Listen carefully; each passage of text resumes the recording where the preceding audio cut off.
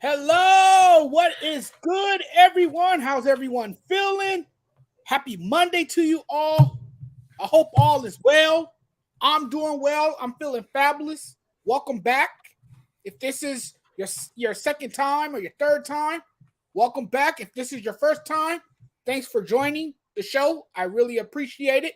I got my good friend here with me tonight, Jordan, Big J in the house with me, and we are live. We are live streaming from multiple platforms. We're live streaming from Facebook, the Sports Judge page, and we're live streaming from the Sports Judge channel. Thank you guys for being with us. We got a lot to dive into.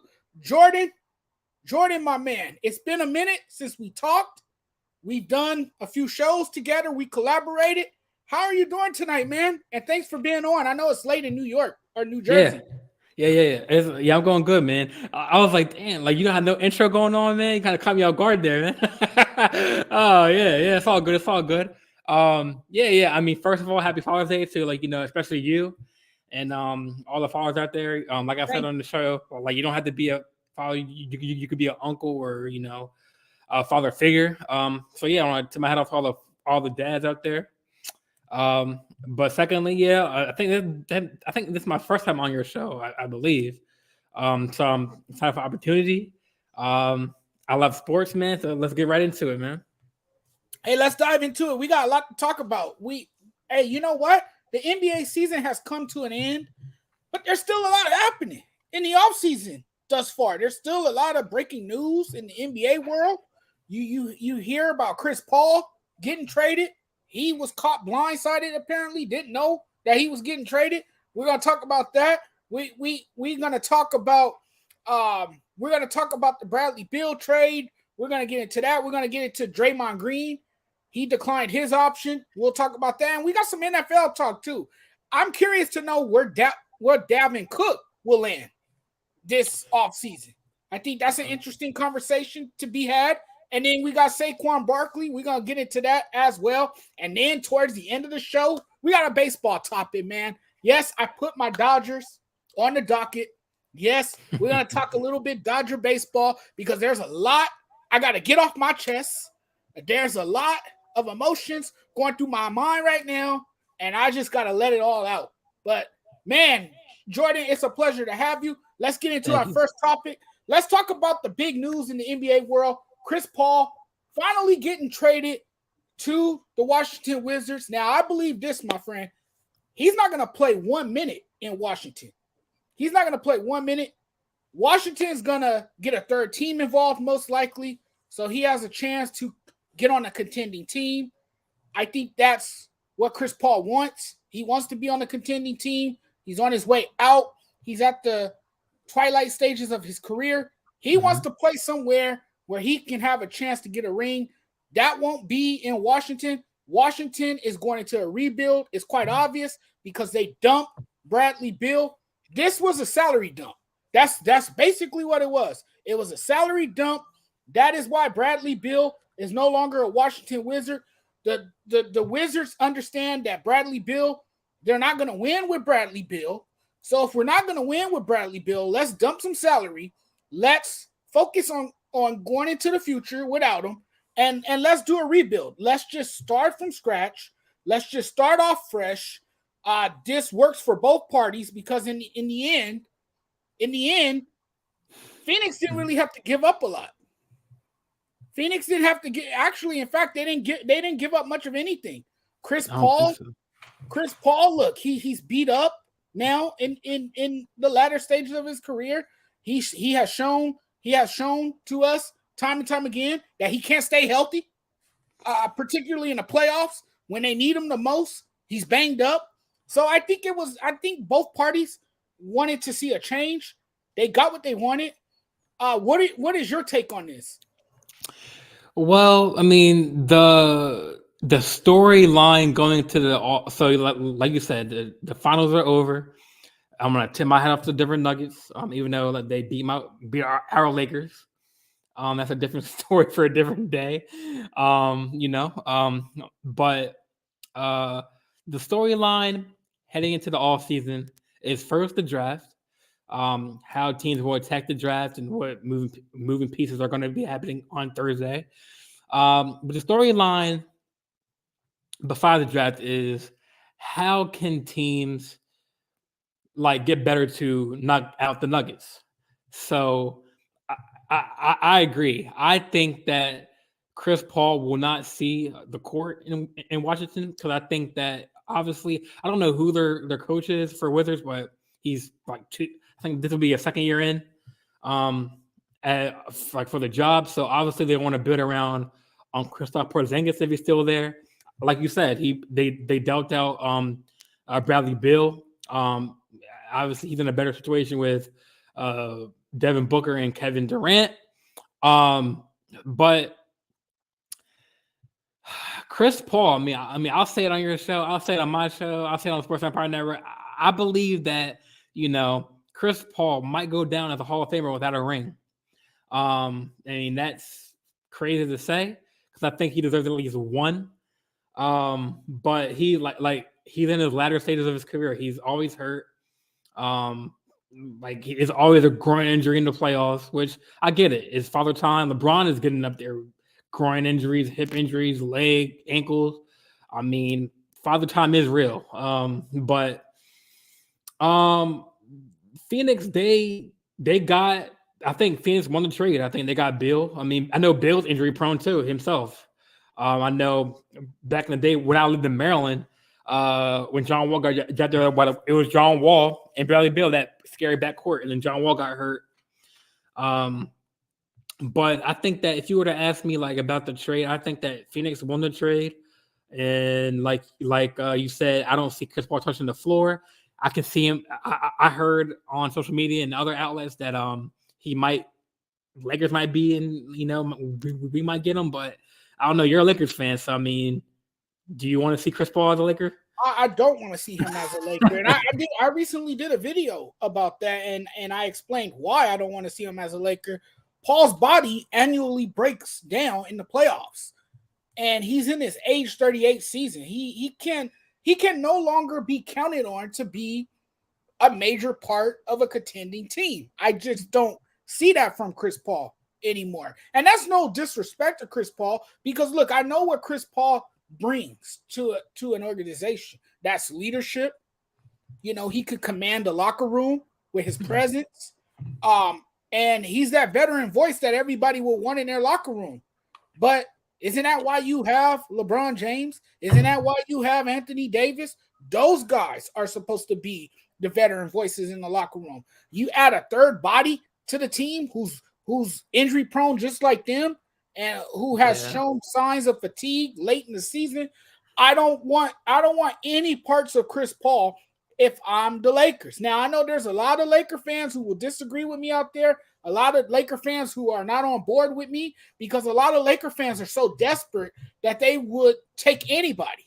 Anybody. And then they think because they get a player that's well past his prime or a player that has been good in the past, they think that's automatically just going to make them magically this team to beat. No, it doesn't work like that, because how has it worked out for you with LeBron and AD? It hasn't. Yes, okay, I get it. They delivered one year. That was in the bubble. They won a championship in Disney World. That's nice. That was 2020. But what have they done for you lately? So, no, we don't need another older body. And I've been saying that the Lakers need to get younger. They need youth. They need to focus on getting younger and faster and stronger.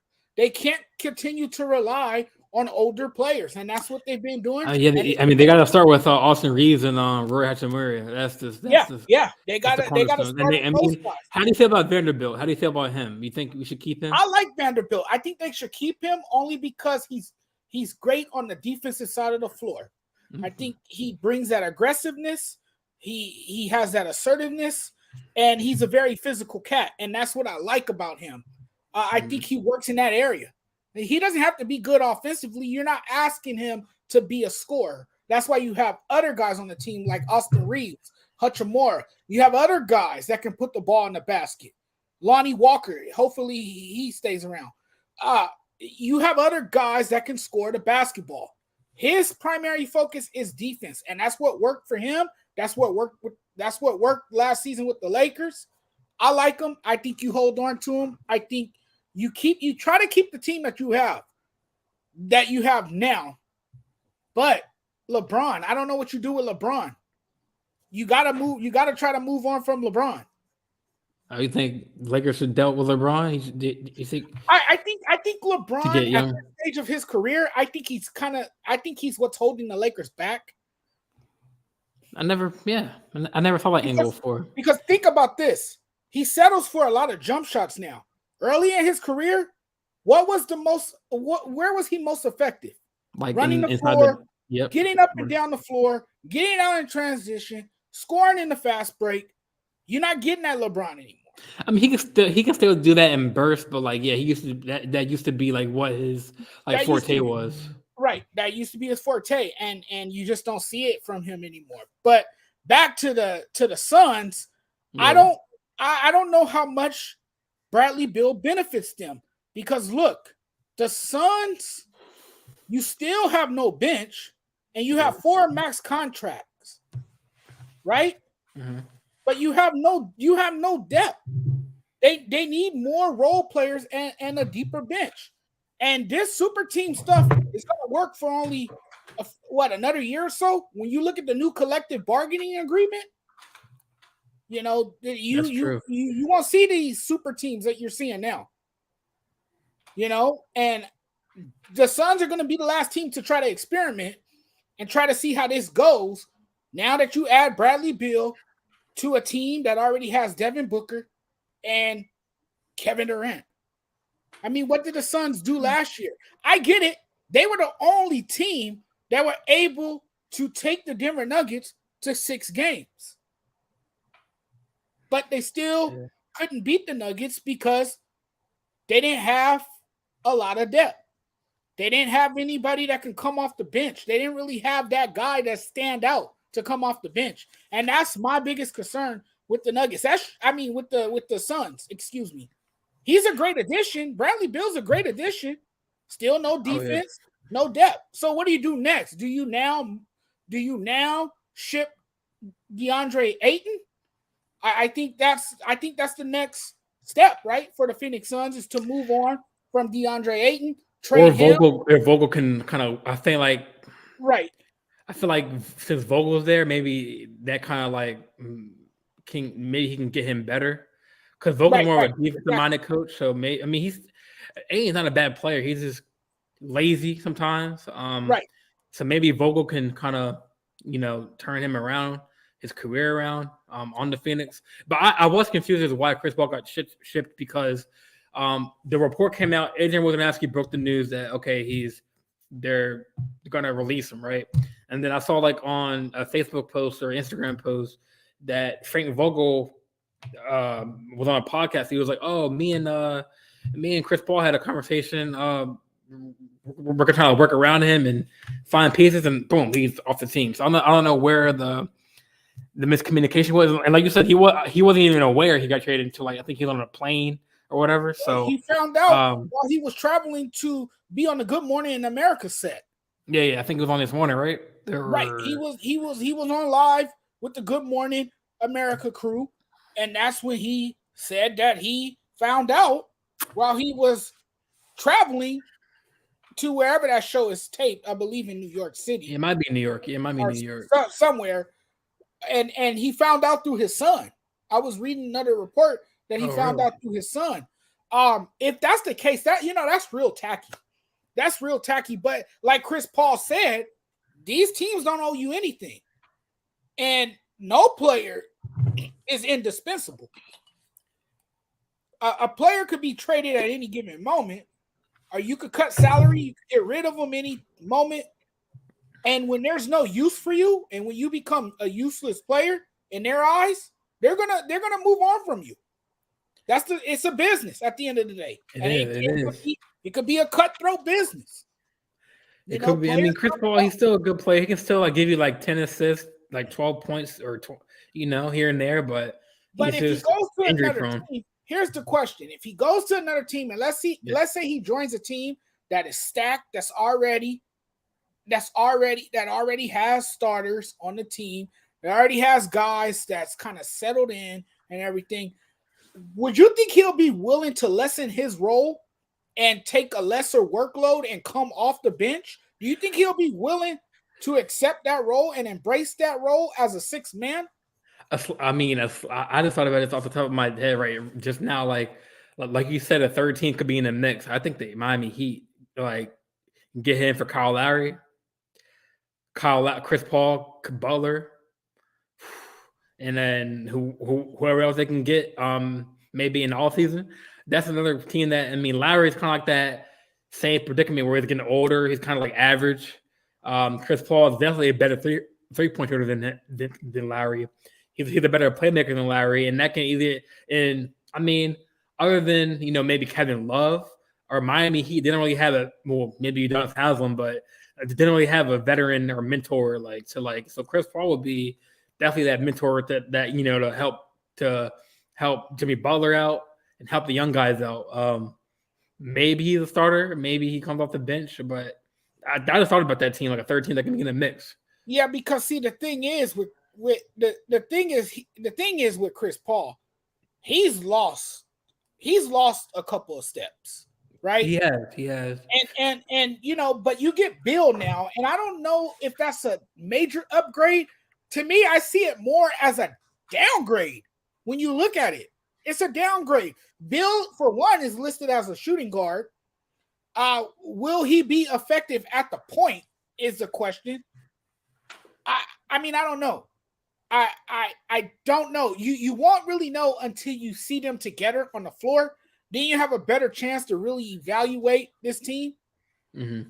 But I don't know how much I like this move. I mean, it doesn't really really excite me. Like it kind of like was that like when Kyrie got shipped to the Mavs? It was like, it was really like, okay, because I thought he was going to the Lakers, but then I was at a restaurant with my family, and I was like, I saw the news, I was like, I mean, I was shocked, but I was like, it wasn't really like, because they took away their best defender in Finney Smith.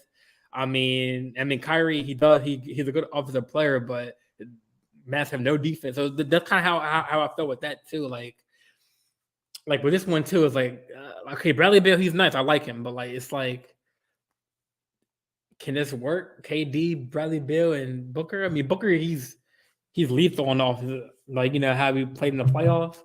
But like, can that trio work together? Like you said, we have to see them on the court together. So I think you're muted, man. Dustin says Bill is a significant upgrade, over Paul offensively. Yes, but again, who's gonna defend? No one on that Suns team play defense. Yeah, I think that's why you hired a coach like Frank Vogel, though, to preach the importance of defense, to get those guys to be better on that side of the floor. Maybe that's the hope for the Phoenix Suns. I don't know. I mean, their best defender was Miles Bridges. Like, how that was their best defender, and now he's in Brooklyn. Yeah, Mikal Bridges, right? Mikal Bridges. That was their best. That was their best defender. He was their best perimeter defender, and he was very effective at shutting down the perimeter. You traded him away to get Kevin Durant, and you still didn't win the NBA championship because they fell short. They met a better Denver Nuggets team that was stacked, more complete, and they beat you in 6 games. I don't know but I will say this: the Suns got a lot of pressure on them coming into next season, but I still don't have them as my favorites to win it all. I don't know why people have them as the favorites to come out of the West. It's ridiculous. Do they know who just won the NBA championship? Denver, yeah. Do they really know how good the Denver Nuggets are? And we're still gonna sit here today and we're gonna have the audacity to disrespect the Denver Nuggets after they just won the championship? Well, arguably the best big man in the world, probably the best player in the world. Maybe you can make that argument that Jokic is the best player in the world. Jamal Murray and Jokic together, the best dynamic duel, one of the best dynamic duels that we've seen in NBA history, and we're still gonna put this team under the radar all of a sudden because the Phoenix Suns added Bradley Beal to the roster? You got to be kidding me. You got to be kidding me. That is ridiculous. That what it tells me is that people just need something to talk about. I mean, that's probably what it is. It's the off season. I don't even have them second. You know who I have second? The Sacramento Kings. That's fair. That's the fair. upstart Sacramento Kings. Did we not pay attention to what they did last season?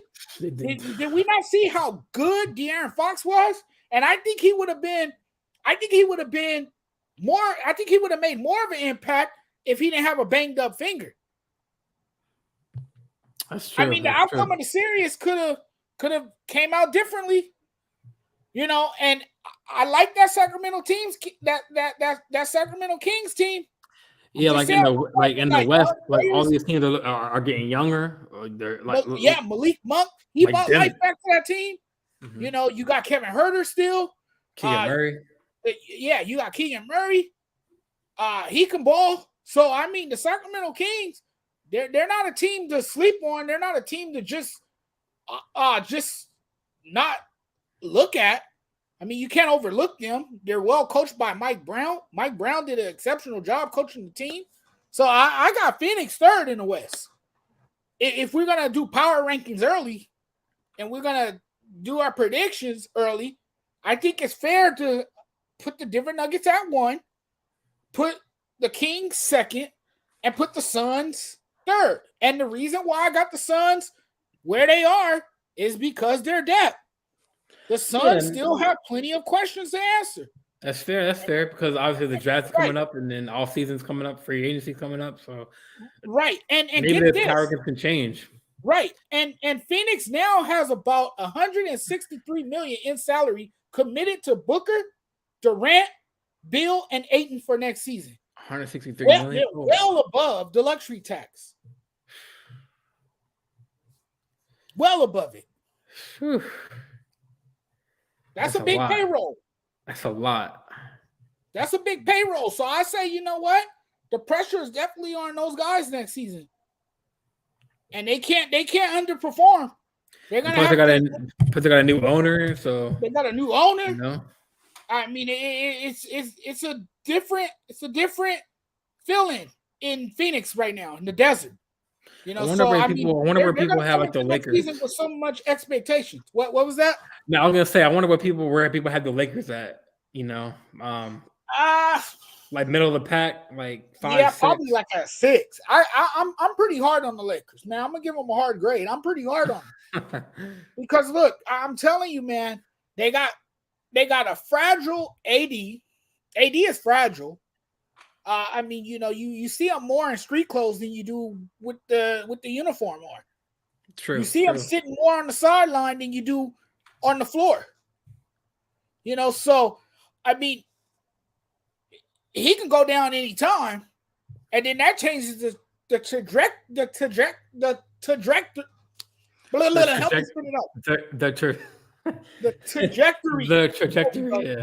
Of the season if he goes down, because your offense should run through him. I've been saying that. Saying that for a long time now. Since they got him. That's why they got him. The offense should run through him. He should be the guy setting the table for the Lakers. He should be the guy setting the tone for them early. It shouldn't be LeBron James. It should be Anthony Davis. Anthony Davis could be more of a monster if he wasn't as hesitant. There's times that he hesitates. You know, he doesn't attempt shots.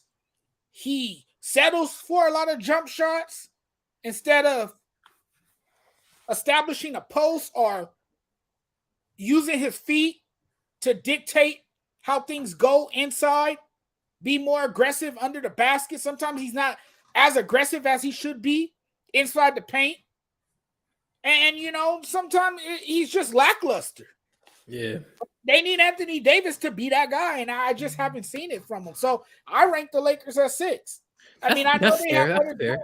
they have other guys that can score if they re-sign Austin Reeves. That should be their top priority. Do you feel like we should keep like D'Lo, or you think we should keep him for another year?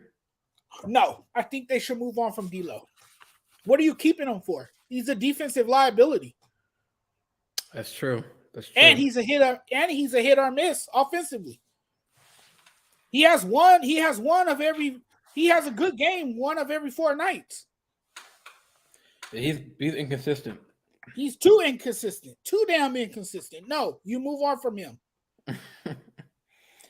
It's gonna be a lot of storylines in these coming weeks. It is. The draft. It's just heating up. You got the NBA draft. I think we have the 17th pick, right? The Lakers.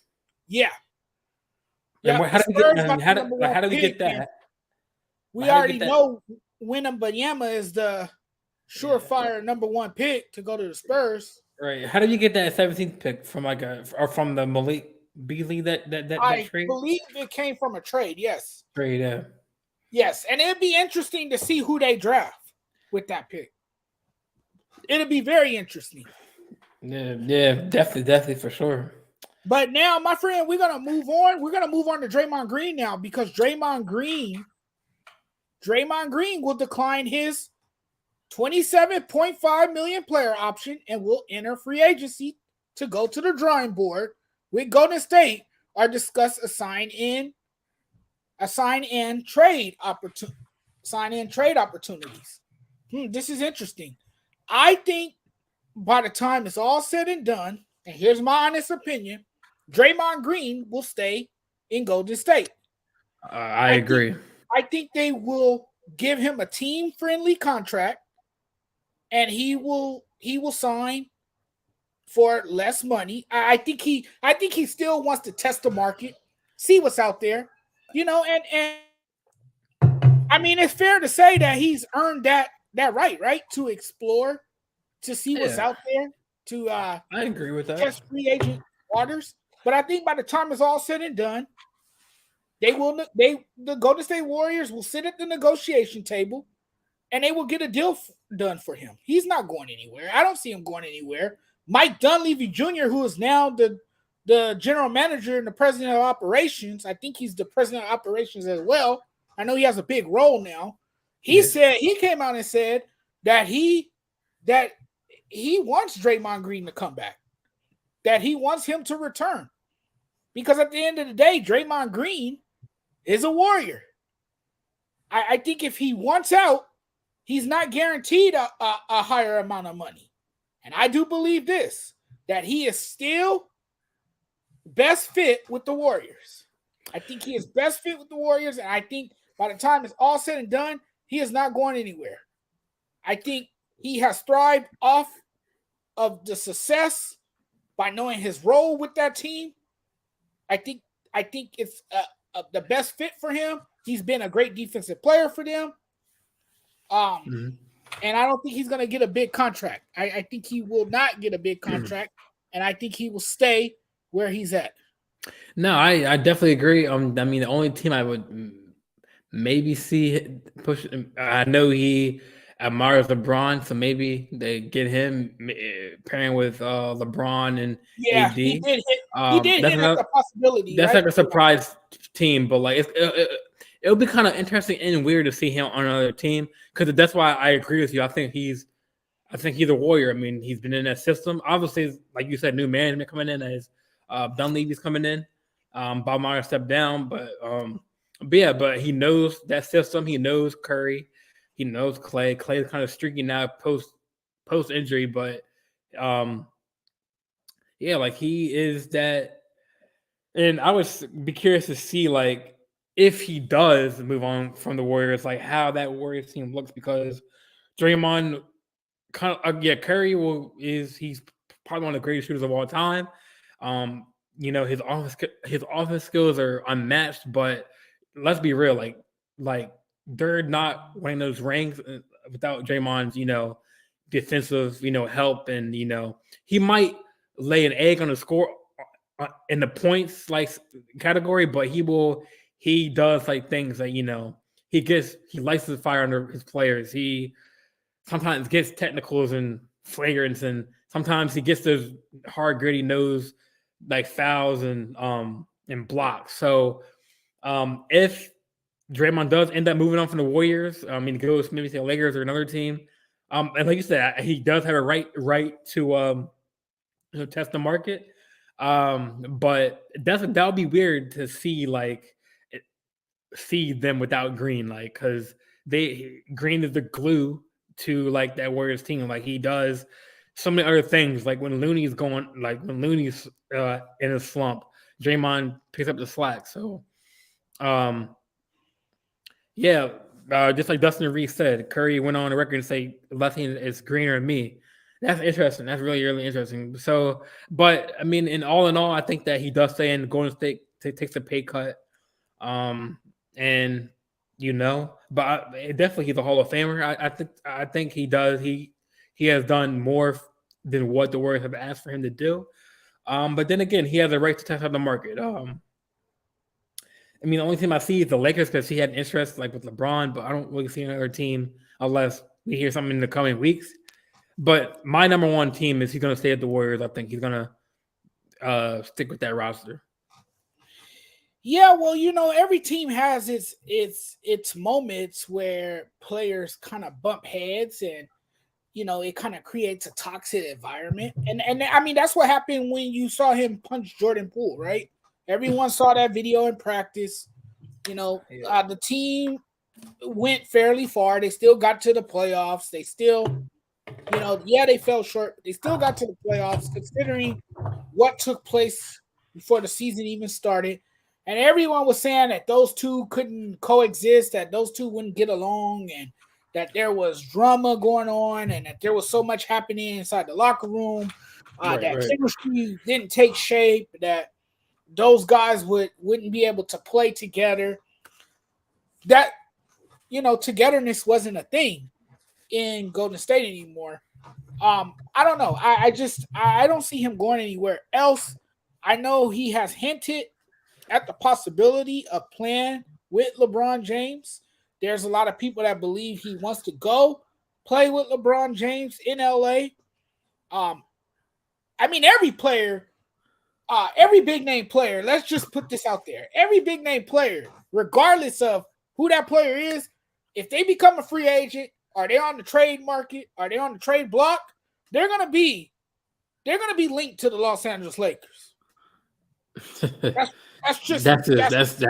facts. That's facts, right? They're gonna be linked to the Los Angeles Lakers no matter what. Dame Lillard, Lakers. Right. Yeah, that's what I'm saying. Kyrie Irving, Lakers. Yep, exactly. But I think he's gonna sign a team-friendly deal. I think he's gonna. I believe so. The only team he can really fit in with is the Warriors. Like you said, he knows the system. And I mean, there's no way Golden State will offer him higher than 20. I don't think they'll go higher than 7.5 million a year. And I think he thrives. I think he thrives with those two shooters he have around him, Klay Thompson and Steph Curry, because now you're not asking him to score the basketball. You're asking him to be a nuisance on the defensive end of the floor. You're asking him to be that pesky defender. You're asking him to be that Dennis Rodman, the guy that tried to get inside the other guy's head. I mean, that's his role. That's his role. That's all you really need him to do, while Steph Curry and Klay Thompson and all the rest of the supporting cast do what's expected of them, because they all know their roles as well. So, yeah, I think this is not a big story here. I think we all know that Draymond Green will most likely stay put and be with the Warriors next season. Yeah, I didn't see that. I mean, that comment, Bulls are working on it, finding a trade for Vucevic. That's another team that I didn't know. So yeah, this offseason is gonna be crazy, man. It's gonna be crazy, and the free agency bonanza. When does it start? It starts after the draft, right? It starts. Yeah, it starts in July. July. So yeah, because usually around 4th of July, teams are making moves. It's gonna be wild. It's gonna be a lot of content. It's gonna be very wild. Now, my man, we're gonna shift over to the NFL. We got some NFL talk as well. I know this is your thing. I know you like football. Hey, you know what? I'm a big football fan too. I can't wait till September. I Well, can't wait. who's your team? I'm a Rams fan. I'm in LA. So you're the true Rams fan, unlike Freddie. I'm a true Rams fan. Yes. Yes. All right. Yes, As I long am. as I'm not Rams and Giants fan. Oh no. And you know what? Speaking of the Giants, we're gonna get right into them. We're gonna actually talk about Saquon Barkley because, as you know, Saquon Barkley, he wants to get paid. He's holding out for a better payday. And I will say this. I mean, I know this might sound crazy to some, but it's an absolute insult not to pay this man. Because look, check this out. Barkley is your team, right? Barkley is the Giants. He is the Giants. Without him, no team. No team. He's your guy. That offense, he makes that offense go. Yeah, he does. I understand why he's not valued because of the position he plays. And we all know that the running back position is depressed, that it's one of the most devalued positions in the NFL. So, you know, logically, he's not going to get the same amount of money that a Daniel Jones would get, even if Daniel Jones is a game-managing quarterback, even if Daniel Jones is not in the same class as some of the elite quarterbacks. Daniel Jones got paid basically because of the market for quarterbacks. We all know what the market looks like for quarterbacks. It's high demand. And if you're a quarterback, and if the timing is right, and if you're in that market, you're going to get a big payday. And so Saquon Barkley is not getting that kind of money. And I see that's why he's holding out. And he's also looking at the fact that, hey, you know what? Wait a minute. I've been here longer than Daniel Jones, and you're gonna pay him before you pay me? No. That's not happening. That's not happening at all. So I understand where Saquon Barkley is coming from. But also you gotta keep this in mind too. Saquon Barkley has dealt with a lot of injuries. He has not been able to stay on the field due to injuries. So I get that as well. But I mean, everyone wants fair market value until their market value dips. And you know, I understand where Saquon Barkley's coming from. He wants the financial security, he wants the bag, and he wants the years, and he wants to feel respected. He wants to feel respected. But I mean, you also got to look at it too from this standpoint. Running backs are very replaceable. It's a very replaceable position. That's true. I mean, hey, Saquon Barkley is a unique running back when he's healthy. He's different from all the rest. So this is a guy that you do want to keep on your roster. At the same time, you know how fragile he's been and how he has dealt with injuries and how his time could be running out, because we all know this too. Running backs have a short lifespan in the NFL. They don't last as long as a wide receiver or a quarterback or a defensive lineman or any other position in the NFL. So, I mean, what are your thoughts on this? Do you see Saquon Barkley? Do you think they will get a deal done for him? Or do you think he'll continue to hold out? Or do you think they'll get something done in time? I think the deadline is July 17th or something like that. Yeah, I think it's the day after my birthday that says my birthday's the 16th. Yeah, so it's the day after. So my thoughts on this. So I'm a Ravens fan. So for your viewers and know what team I follow. So I mean, obviously Lamar is a different position. He got his money. He was injury prone, out 2 years, just like Barkley was out with that quad or groin for like 2 seasons. So obviously different positions, different pay grades and at that position. But so I went to 3 games. I went to Ravens versus Jets, Ravens versus Giants, and then Ravens versus Miami. That was week 2 or 3, and I went to Giants Ravens and MetLife. And like you're right, Saquon Barkley is that team. Like that dude is huge, man.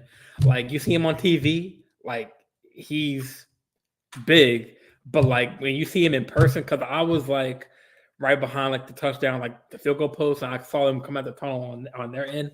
That dude is like stocky. He is short and stocky, but he's like built. So like when they played the Ravens, he carried the Giants, man. I think without Barkley that game, the Ravens would have won that game. But like you said, when Barkley is 100% healthy, even 95% healthy, Barkley is the Giants like team. He's the locomotive of that offense. And I get why he's holding out. The same reason why Lamar is holding out, because obviously he wants that financial security. He wants what's right for his family, his that. See, like I think like Lamar, Hurts, even Barkley. Like I think I would say Derrick Henry. They're generational like players, and they want that generational wealth. It's so kind of rare to see like a running back of that caliber, like big quads, big that can humiliate linemen, dudes that are like 6'4", 260, like pushing on like they're rag dogs. So it's kind of rare to see a running back of that caliber. So he's a rare kind of running back. I know there's there's other ones. Oh, she's a workhorse, man. Yeah. But like it sucks that like you didn't think about it from like the player perspective and the owners, like, or the teams, like just like Lamar Jackson and the Baltimore Ravens. Like, okay, we've known that both players haven't really been available like late in the season. So would I risk spending all this money on a running back that might get hurt again? But I think this is his first year where he was healthy all year. So, but I mean, I get Saquon Barkley. He wants his money. I mean, I feel like obviously they need to pay the quarterback before the running back, because they need to know who's going to be throwing the ball to him and tossing him the ball on halfback sweeps. So they have to lock in their quarterback. But I mean, in this one, I feel like they should have paid Barkley first, because he is the offense, and then he's the callus of that offense. Yes, he absolutely. really is. He's like the nucleus of that offense. He makes that team run. But I mean, they paid Daniel Dimes.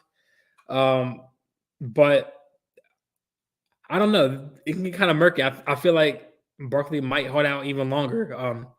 Because obviously, if he doesn't get a contract, he might get hurt again, and he might not have that security blanket. So he wants that money, and I think he's definitely earned it. It's just, I don't know with the Giants. I don't know what the Giants' issues. With his play, despite his injuries, yes, he's definitely earned it, because every time he's on the field, he's one of their most productive players, and he's worked well in the system that Brian DeBall has established. So, I mean, it worked really well last season. The Giants had a breakout season with their rookie head coach. I mean, it was just one of those magical seasons for the Giants. And Dustin here, he leaves a comment. He says the Giants are just playing the system. They don't have to pay him yet, so why would they? Wait another year, lock other players up, and see what you have to work with for 2024, and then address it. I mean, that's a good point.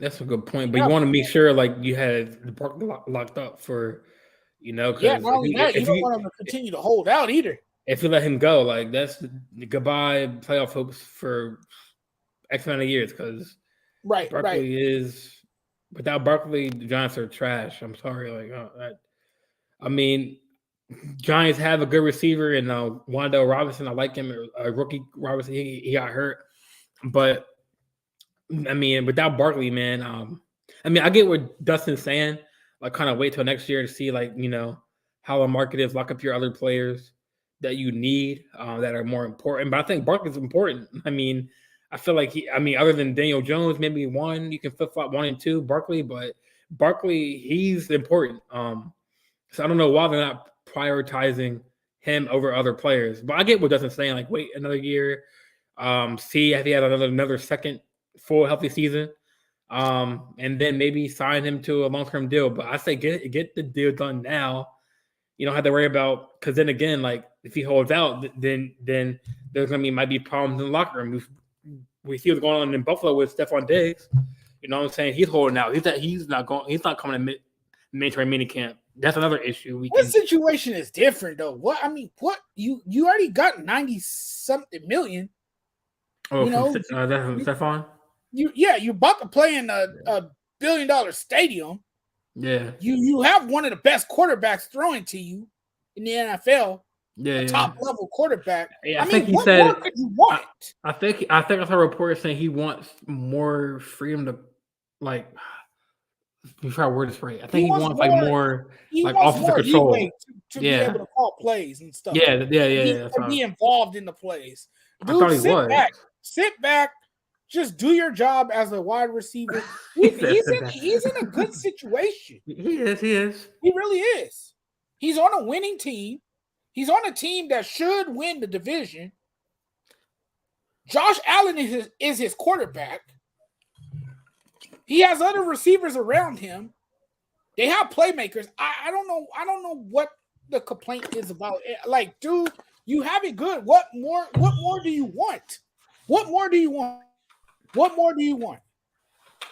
And I don't think the Bills can do much. They can't trade him unless they really wanted to, but I don't think they really don't have to trade him. But I mean, kind of worried me that Doug McDermott said that oh, it doesn't look good on his end. Like, so kind of as a coach, you shouldn't say that, but not looking good going to training camp. But yeah, Barkley. Yeah, go ahead. Go ahead.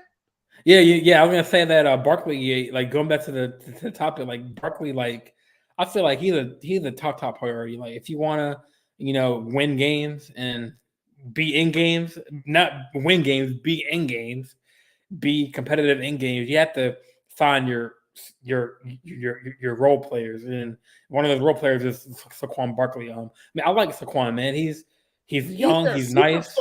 Because without him, I think Daniel Jones would be in a world of trouble. Of course. We will definitely see Jones's flaws. I don't know who the backup running back is. I know is it a rookie? I don't know who the backup running back is, but I know our topic is going to be Dalvin Cook. Maybe they might sign him.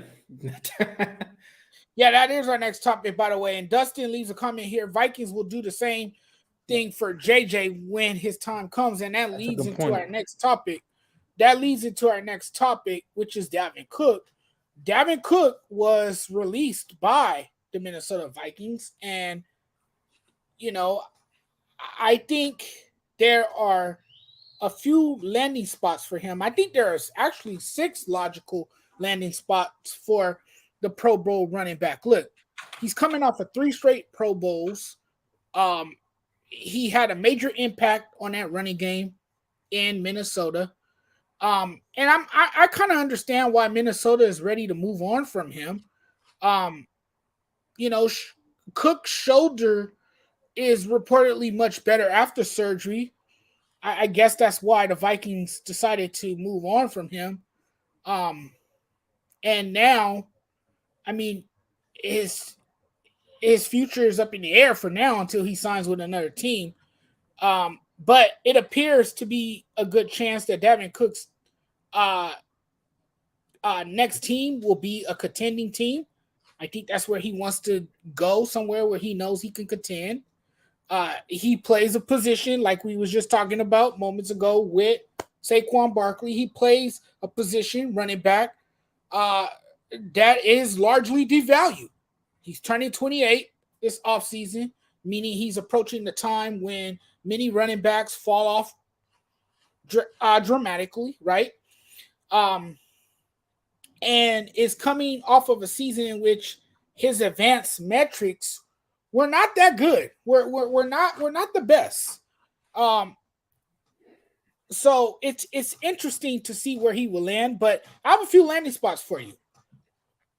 The Dolphins is one team to look at. The Dolphins have been the obvious name connected to Cook for a while. Miami is his hometown, by the way. And the Dolphins have a rising offense that could use a difference making running back. And Dalvin Cook is a difference making running back. You know, when you look at the Dolphins and how they're made up now, they're built for speed. When you look at that team, I mean, that team has incredible speed now, all over the field. When you look at the roster, so I mean, that's one landing spot. Another place he could end up is the Denver Broncos. The Broncos, to me, are in a win now mode with new head coach Sean Payton. The hope there is that he helps Russell Wilson bounce back in his second year after a dreadful year a year ago. I mean, that team was in shambles a year ago. And you can add a running back like Dalvin Cook. I mean, he could help tremendously. He could play a role for Peyton and kind of resemble Alvin Kamara, who Peyton once coached in New Orleans. So I like that team as well. Buffalo Bills, they don't really have a flashy run game. We all know that. That's one of their glaring weaknesses, right, is the running game. The Buffalo Bills can be another spot for him. You know, I think he'll fit in well. I think Cook will bring another element to one of the league's most dangerous offenses. So I like Buffalo as well. Here's another team to look at. How about the Los Angeles Chargers? I mean, granted, they have star running back Austin Eckler. I get that. Eckler is talented. He's good, but Cook is more of a traditional workhorse who can handle 25 touches a game if needed. So I like him there as well. I think that's another potential landing spot. And then the Chicago Bears. Chicago Bears, they're trying to get better. They have shown an effort to make moves. They got a new management in the front office. The Bears have cap space. They need to surround Justin Fields with talent, and that would be a good start. Bringing on somebody like Dalvin Cook. He'll be in the backfield. You know, that alleviates some of the pressure off of the young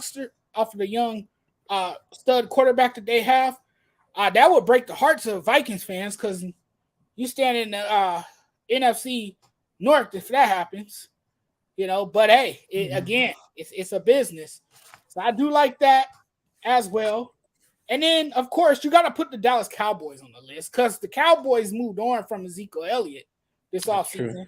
And that opens up their backfield and cap space on the books. And why wouldn't owner Jerry Jones take a gamble on Dalvin Cook?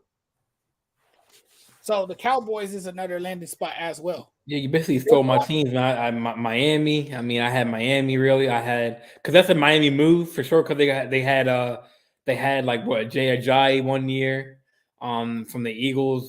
They think they still have Raheem Mostert, right? I believe so. Yeah, they love those power elusive running backs. So that's another obvious team, and like you said, that's his hometown.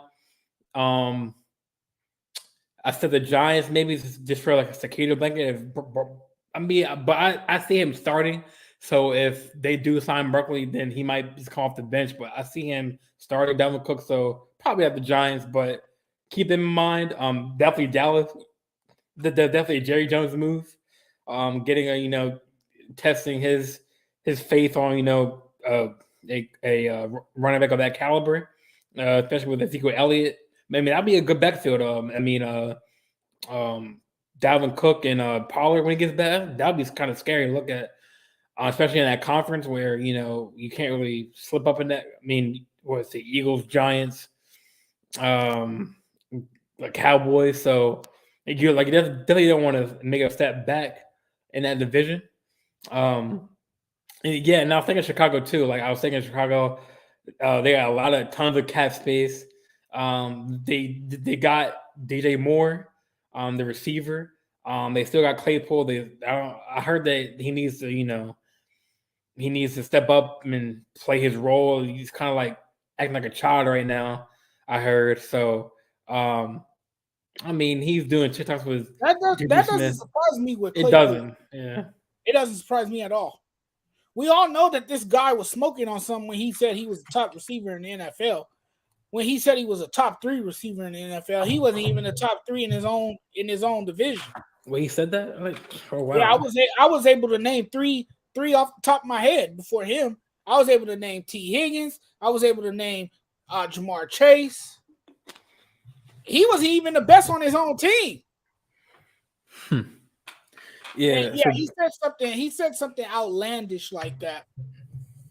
He's a guy that needs to grow up. That's all it is. Yeah, for sure. Like, but definitely, I see Chicago being a team. I'm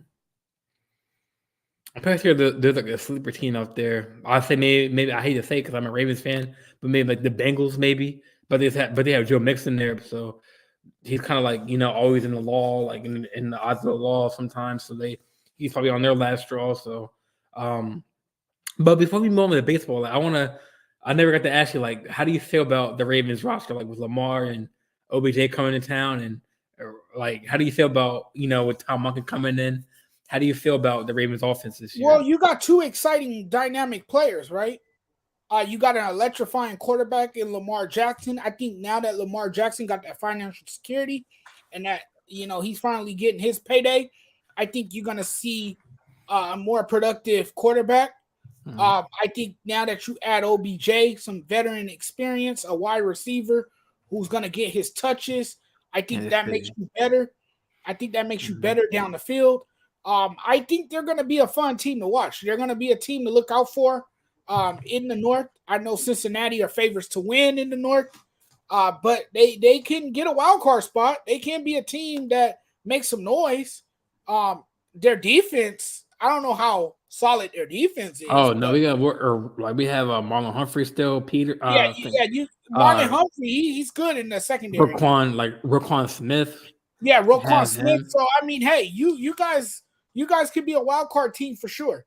Roquan Smith is a beast, man. That was a really good pickup for us. That was a good pickup. He came from Chicago, right? And Chicago, yep. Yeah, and then I think Mike McDaniel said that he's gonna have the helmet with the play calling. So he's gonna Yeah. Oh so yeah. That's like a Ray Lewis role right there. I think the big distraction was Lamar Jackson, but I think key for Lamar Jackson is staying healthy. Yeah. He can't go down with an injury late in the season like he's done for 2 straight years now. Yeah. He's gonna have to be able to command the offense, stay healthy, make smart decisions. And he's a dual threat quarterback. He can do it all. He can hurt you with his legs and he can hurt you with his feet. He can beat you in a variety of ways. Yeah. And like I feel like he doesn't need to stay healthy, but if you think about it, like the injuries that he's had, it's not like I guess my point I'm trying to make is like the injuries that Lamar has had, they're not like inside, they're not in the pocket, they're outside the pocket when he's scrambling. So it's not like he's getting hit and then ACL. Like it's not like the Alex Smith injury where some dude wrapped his knee around or his arm around his knee like that. But right, they're more like it's not. I think Lamar does it on himself. Like he's kind of like. I mean, I think the recent one he got hit a little bit, but he was running outside the pocket. And I think that it was like a hip injury, so he was kind of like running. So I mean, as long as we get the beef up the O line, I think we'll be in good shape. I say we move out of the wild card spot. I think the Jets get that wild card spot. To be honest, like because that AFC division is going to be. I don't know if the Jets don't get it, man. Aaron Rodgers won't hear the last of it. Oh man, in that market too. Oh my god. Oh man, they will eat him. They will eat him up in New York. They might run him out of town if they don't make the playoff. That might send him into retirement. That would be that would send him into retirement. He would definitely He'll definitely go back into hiding. Remember when he was in that underground, that dark cave like Batman, that dark cave or wherever he was in? He'll go back to that dark cave for sure and won't show his face for probably a year. We probably won't hear from Aaron Rodgers for a year if they don't get to the playoffs. Just saying, because the Jets brought him in for that reason. They brought him in for that reason. And if he fails in New York, man, they're going to be coming at him at every corner. It won't be a pretty sight for Aaron Rodgers. I mean, they had the pieces. I mean, they got Lazard. They had a young receiver in Garrett Wilson. He got the same receivers he had in Green Bay. Yeah. He brought in Lazard. He complained about not having enough help in Green Bay, but you got the same guys that you played with in Green Bay. I don't get it. I think what it is, he outgrew the Packers. He just wanted out of Is Randall Cobb on that team? I know you wanted Randall Cobb on that team. Oh, yeah, he definitely wanted Randall Cobb. Randall Cobb is guy. Hey, Lazard is apparently his guy too, because he's nice. He's nice to see. He was chilling with him courtside at Brooklyn Nets game. So our New York Knicks games, one of them. But yeah, that's another team. Dustin had a good point. Kansas City might be a sleeper. Yeah, Dustin says Kansas City is a sleeper. That's interesting. Hey, he'll fit in with Andy Reid. He'll fit in Andy Reid's system. Yeah, but I mean, it's the NBA offseason and NFL. It's gonna be very, very interesting to see like where these Saquon is he gonna get signed before the season starts. Where Dalvin Cook gonna go? So I'm excited. I'm excited. We're getting on to the last topic of the night, and the last topic of the night is baseball. I know this is not a popular choice for many. Jordan, I know you are a Yankees fan, and I'm here on the West Coast, so I'm a Dodgers fan. But the Dodgers, if you don't know, are officially a third-place team in the NL West. Yeah, this is your segment, man. This is your Dodgers team. I mean, I don't know the last time when the Dodgers have been third place in the NL West, because they usually dominate the NL West. The NL West is usually theirs to win. I mean, early on, I know there's still a lot of time in baseball, because baseball is a marathon. It's not a sprint, right? And it's 162 game season. It's a long season. But unless they snap out of what has become a month-long funk, or whatever you want to call it, their slide down the standings might only be the beginning. This is a team that has reached its low point. It has reached its low point. I can't believe what this team has become.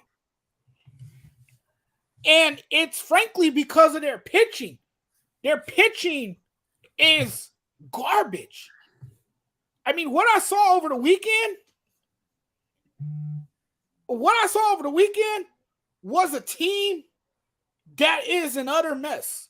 What I saw over the weekend was a team that is in utter chaos. What I witnessed over the weekend is a team that is not that good of a team. And it's bad enough that you have Dave Roberts managing this team.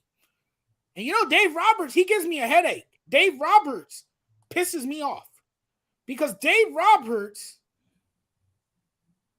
wasn't even angry after the game. He has become accepting of this garbage that the fans are watching.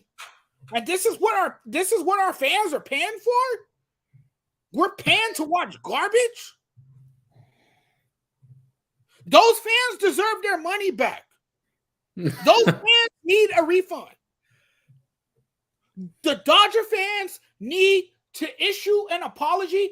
They need to, when the fans go back there for another game, which is tomorrow night, because they had an off night tonight. Thank God, because they needed it. When the fans go tomorrow to the game, the selected few that go, if any. Select few that, oh man. Okay. That's how bad they are, man. They need to put on the Jumbotron in big bold letters that every fan will get a refund. Because what I saw this weekend was awful. And yes, Jordan, they are that bad. It is pathetic. It is atrocious. I know your team needs to freaking fix that fence because Aaron Judge got hurt. I don't know. I know you're not big on baseball like I am, but I've been following the College World Series, and I can tell you. I could tell you this. Some of those guys that's out there pitching with those stellar arms, they could outpitch the Dodgers bullpen. I mean, that is how dreadful it's been. The Dodgers have fallen on hard times. And it's bad enough because you got Dave Roberts, who can't manage past the fifth inning. And when you don't have a reliable bullpen, when you don't have dependable arms, and when you have a manager that can't manage the bullpen, you're in a world of trouble. You're not going to win many baseball games. The Dodgers, they should have won on Friday night against the Giants. They had a 4-0 lead. They blew it. I was pissed off that game. I could have literally threw my phone at the TV. I mean, that's how upset I was. Actually, in fact, I was so upset, I turned off the game. I stopped watching. I couldn't put up with it anymore. I couldn't tolerate it. The bullpen is hot boo-boo. It's hot boo-boo. That's what the bullpen is. Bad, man. It stinks worse than my 2-year-old's diapers. Okay? Let me tell you. That they don't have a closer. Their closer is by committee. Didn't y'all give away Jansen, right? To Boston, right? They don't have Jansen anymore. Thank God, because he was just as bad. Mm-hmm. He stunk up the joint too. You got Vesia, who's pitching like trash. He's giving up home runs. He needs to be sent down to AAA to work on his mechanics, to work on his mental approach, because mentally he's not right. He's giving up home runs. Then what the hell is Brewster Gretterall doing? He's not doing Diddy Squad either. You know, so I mean, you're not getting the level of production that you should be getting from the bullpen. The bullpen is trash. Then Dave Roberts decides to take out the rookie, Sheehan, I think that's how you pronounced his name. The dude was working on a no-hitter. Had a no-hitter going. And you know what Dave Roberts does? He pulls him out of the game, and all hell breaks loose. The game turns into a complete nightmare. Dodgers lose the game. That was Friday night. In Saturday night's contest, they didn't even have a chance because they got shut out 15-0. It was demoralizing. It was humiliating. It was embarrassing. They got shut out 15-0. They don't have run support. Their offense is too inconsistent. They don't have strong arms in their starting rotation because their starting rotation is banged up. They got too many injuries. It's bad. It's bad. And I just it's just terrible what we're seeing. It's just terrible what we're seeing. This Dodgers team might fail to make the playoffs. This team might fail to make the playoffs. I can't believe I'm sitting here saying this. This team might actually fail to make the playoffs. They might not even see a wild card race playing like this. They might not see themselves in the playoffs. I mean, it's bad. Team can't hit for crap. You know, they can't do nothing. They can't do nothing. It's just a bunch of useless arms in the bullpen. Do y'all still have a Cody Bellinger? No, we don't have Cody Bellinger anymore. No. We have James Outman now in center field. He started off great. I don't know what happened. He went into a massive slump like the rest of the team. Man, sorry, man. Yeah.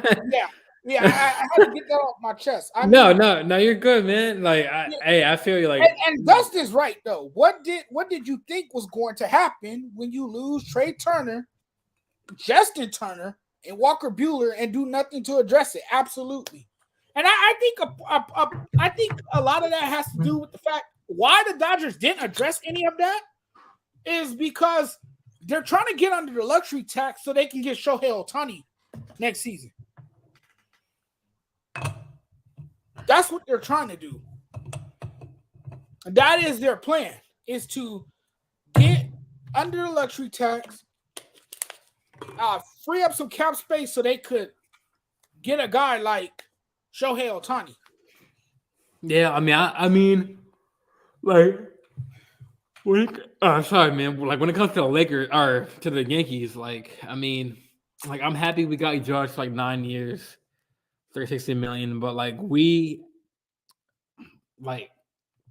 because it all started when we played y'all's team in California when Aaron Judge made that catch and that fence broke.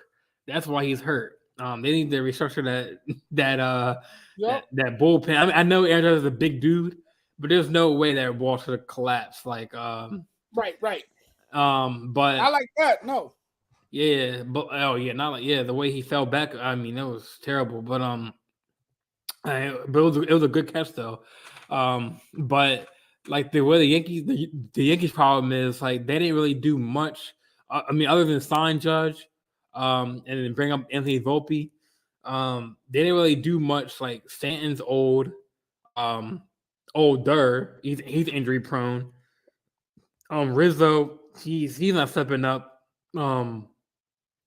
Like, I mean, I know we're still like in the thick of the race, but I mean, you think about it. Like, you have the Rays winning games, you have the O's winning games. Their core is real young.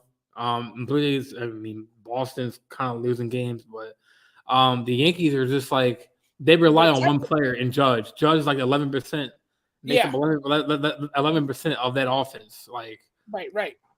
And the Yankees players feed off of Judge, but the Yankees really didn't do much in the offseason other than we got Rodon, but he's hurt. He's coming back soon. I mean, I hate to switch the Yankees because this is your show, but I like it's the same. We're in the same boat, bro. All sports is allowed here. We talk. We do it all. We do it all here. So it's cool. It's all good. Yeah, I mean, we're not really in the same boat as far as like talent, but like we're in the same boat as far as like players wise, because like we rely on so much on Judge. And I know he's the captain. I congratulate him as being the new captain. Other than Derek Jeter when he was a captain, but we really didn't make much moves. I know we tried to pull some people from AAA this season, but I know with the injury bug, Stanton out and Judge out, coming back soon. I don't know. We need to. I mean, does baseball have a free agency or a free agent deadline? Is that like there's an All-Star break? I think. Yeah, it's after the All-Star break. So I'm excited to see what we do if we make any splashes or whatever. But we're injury bugged. Oh, is it before the All-Star break? I know it's in July. Yeah, I know sometime in July. The All-Star break is usually the second week in July. It's usually around like the 14th, 13th. Like 14th, 15th. Yeah, around there. Yeah. I think the trade deadline is after the All-Star break, if I'm correct. The non-waiver trade deadline, I believe, is after. Got you. Yeah, I mean, we're winning games, we're losing games, but I mean, we have to get healthy, man. We have to get healthy. There's no way Boston should sweep us. Boston's trash, man. I mean, other than Devers and now you know how I feel about the Giants sweeping the Dodgers, man. I feel the same way. Oh, they swept it. Oh, wow. Damn. Yeah, Giants swept us over the weekend. They swept us on Friday. They swept us on Sunday, and they swept us on Saturday. They swept us on Father's Day. And if my daughter was old enough to run the bases on Father's Day, I wouldn't have ran the bases. That's how distraught I was. Oh man. Yeah, I wouldn't have ran the bases. I would have said, "Sorry, Madeline, we gotta do it some other time because Daddy ain't running the bases today. Daddy ain't in the mood to run the bases today." Oh, not after this shit show. Excuse my language. Not after this shit show. No, we're leaving. We're getting in the car. In fact, we're leaving early because they're down and they're gonna lose the game. I hope y'all. I mean, they're gonna have to get on track, and the only way I can see them getting back on track is by doing another mid-season trade. They're gonna make another splash in July, like they usually do, and I expect them to do it because they're the Dodgers. They always do. Yeah. We'll see. We'll see. But that's all I wanted to talk about before we get out of here. Sure. You know what? We ran out of time, man. It's been fun. Time flies when you're having fun. Hell yeah. I mean, I had a blast, man. I had a blast too, man. It was fun chatting with you. It was fun having you on. And before we get out of here, man, tell the viewers where they can find you and tell them what you got going on. Yeah, definitely. I am part of the Sports Empire Network, but I do have my own podcast. It's called the JJL Sports Talk Show or Sports Talk. Dustin, man, if you're still in here, man, definitely like subscribe to me, man. I definitely want to have you in the comments, man, because you're definitely active in the comments. It's called the JJL Sports Talk. On Instagram, if you go to the JJL Sports Talk podcast page on my Instagram, just hit that link in my bio, like the link tree, and that will point you to all the link Apple Podcasts, Spotify. But the easiest way is to subscribe to my YouTube channel, JJL Sports Talk. Yeah, we're gonna be making some big splashes. So yeah, Dustin, man.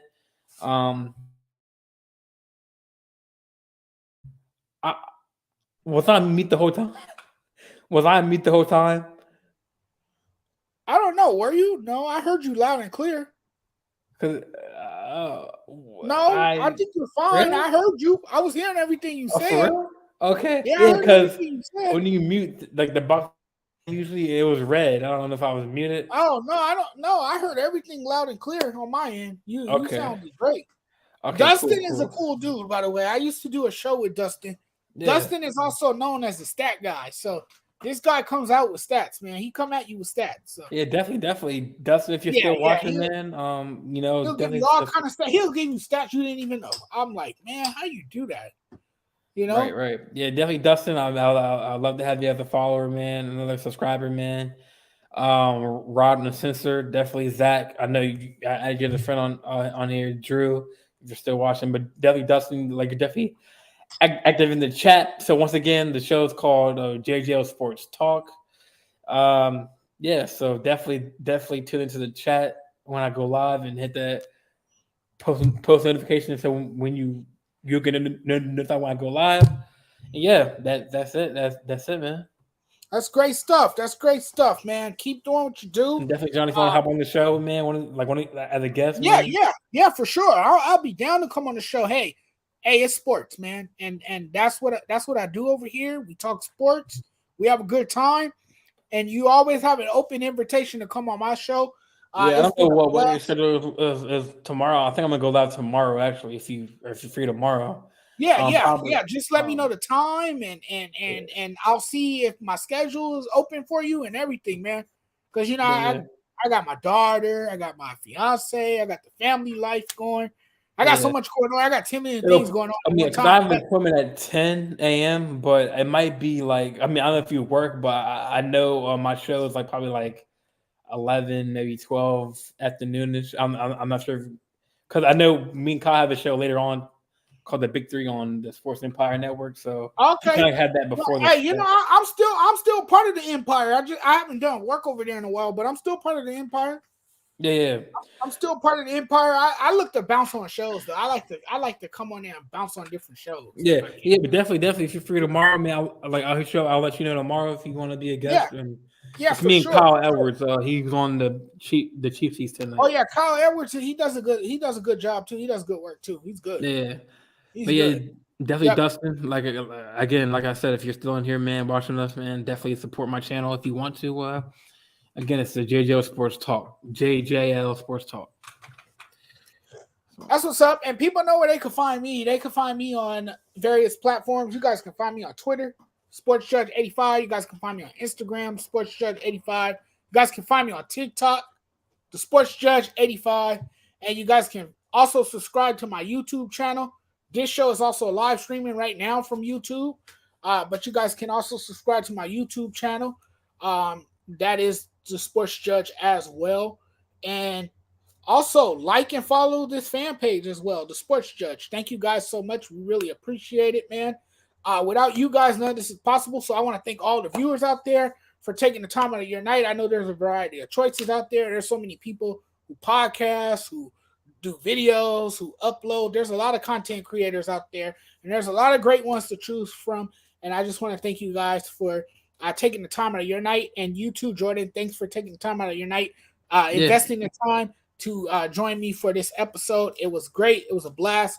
We're checking out of here now. We'll see you guys next time. For Jordan and myself, you guys have a wonderful night.